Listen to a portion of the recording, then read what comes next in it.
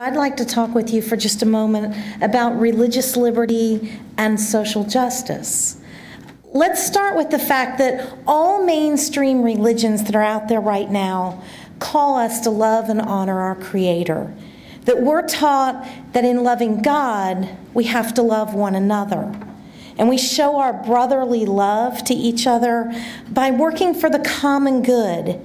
And in fact, all faith-based traditions out there have some kind of faith-based social teaching. Those teachings call us to charity and to outreach and to strive to build a more just society. So let's take just a minute and talk about what that means and what some of those words, the definition of some of those words. So as we go forward and talk a little bit more about the history of our different faith traditions, we can draw on some commonalities. Our U.S. Bishops' Ad Hoc Committee on Religious Freedom recently said, religious liberty is not only about our ability to go to Mass on Sunday or pray the rosary in our homes. And I'll add to that and say it isn't about being able to go to temple or synagogue, to service, to worship, to sacrament meetings. It's not about being able to wear crosses or crucifixes, yarmulkes or stars of David. Actually, religious freedom is about whether we are able to make a contribution to the common good of all people. In fact, our bishops recently challenged us. They asked us, can we do good works that our faith calls us to do without having to compromise that very same faith? Can we do what our faith calls us to do without compromising that faith? So let's start with reviewing the word common good. Common good, is found in the Catechism of the Catholic Church, is defined as the sum total of all those social conditions which allow people, either as groups or as individuals, to reach their fulfillment more fully and more easily. So this is really three things. We're talking about an individual person's human dignity. We're talking about society and its development, and we're talking about peace. The person, the society, and peace. And I would put to you that peace is not just the absence of war, but stability and security of a justly ordered society. So that's common good, taking those three things into account. And then we talk about the social teaching, and you've heard from several of our different faith traditions that there is a social teaching inherent in each of those traditions. And social teaching is a body of doctrine that's been developed by a faith tradition, and it includes matters such as poverty and wealth, economic development, social organization, and the role of the state in respect to the common good. So all of those things that have to do with us as individual people, us as a society, and the peaceful coexistence that we have.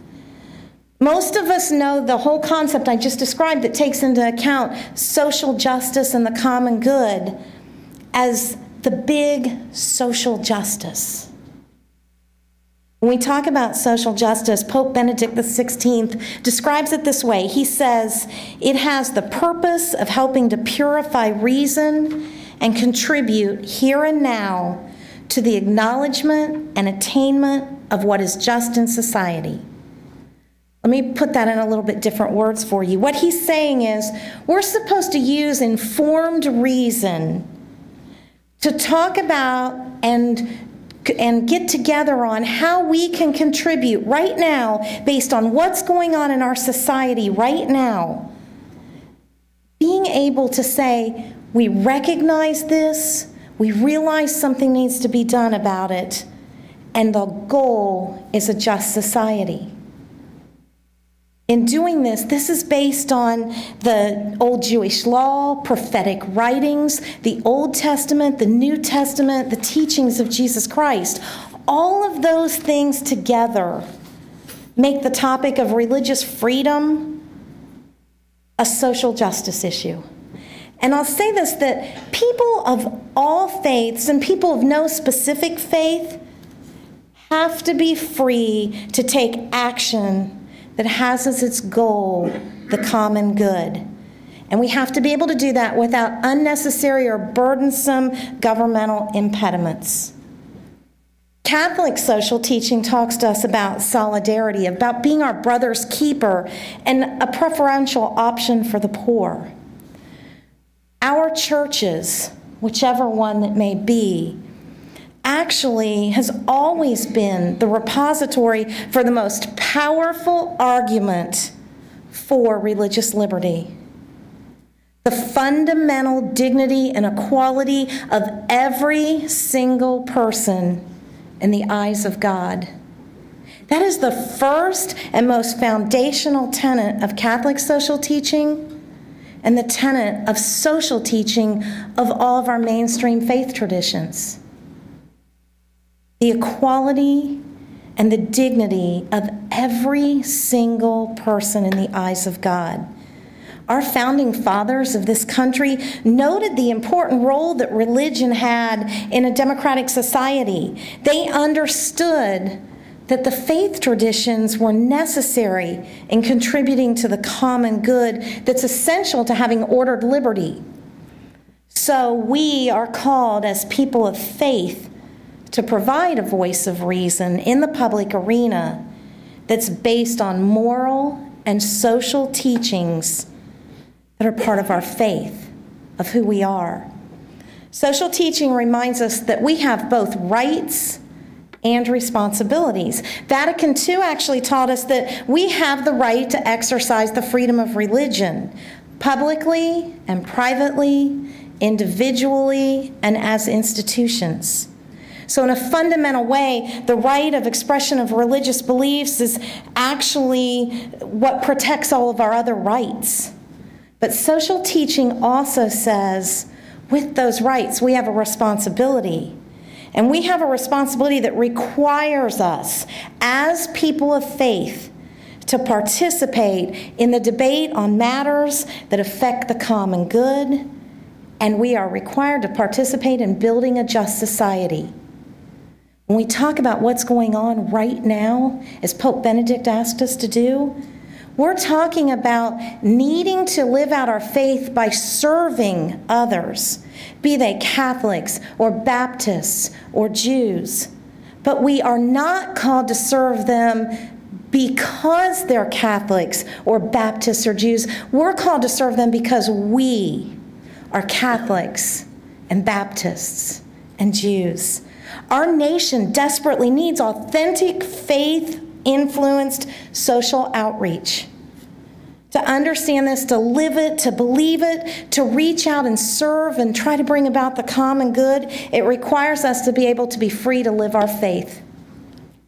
Bishop Laurie stated in an interview last November with the National Catholic Register that religious liberty is the preeminent social justice issue of our time. He said it's necessary to uphold the dignity of the human person and to allow the church to bring her social teaching robustly into the national and international debates and discussions that affect the common good. The U.S. Catholic bishops actually wrote in their document, The Church and the Global Crisis of Religious Liberty, that it's a great irony, but also a great cause for hope, that at this very moment, when religious liberty is under sustained pressure around the world, contemporary scholarship is demonstrating just how necessary it is to societies and how desperately we need it. There is no society in recorded history that's ever been known to flourish for any great length of time without acknowledging the need for religious freedom that protects the rights of those individuals and institutions who hold that same society to a level of moral character and right relationship. I want to just give you two examples, then I'll finish up. The current work of sociologists Brian Grimm and Roger Fink show us that religious freedom is highly correlated with longevity of democracy. And with other things such as economic development, human equality in the absence of violent religious extremism. All of these things that contribute to the common good. And then a recent study by Paul Marshall and Nina Shea entitled Silenced shows how the absence of religious freedom silences the voices of reform, thereby ensuring almost no possible way for democracy to take root and to flourish. The many modern nations around the world that have embraced religious liberty on the basis of equality of all religious institutions, Catholic and non-Catholic, Christian and non-Christian, they've modeled for us a democracy that does not have to put religion at the fringes of political life. What they've done is they've shown us a model that takes into account that the religious life of people in that democracy is what leads to a commitment and a contribution for the common good of all. So I leave you with this thought that the church, made up of a community of believers, has a right and has a duty to participate in the social order and find a way to build a just society. It has to include the poor and the vulnerable, the suffering, those who are different with us, and those who disagree with us. We have to be able to do all that without being forced to compromise our faith teachings. And social justice demands the fundamental right of religious liberty.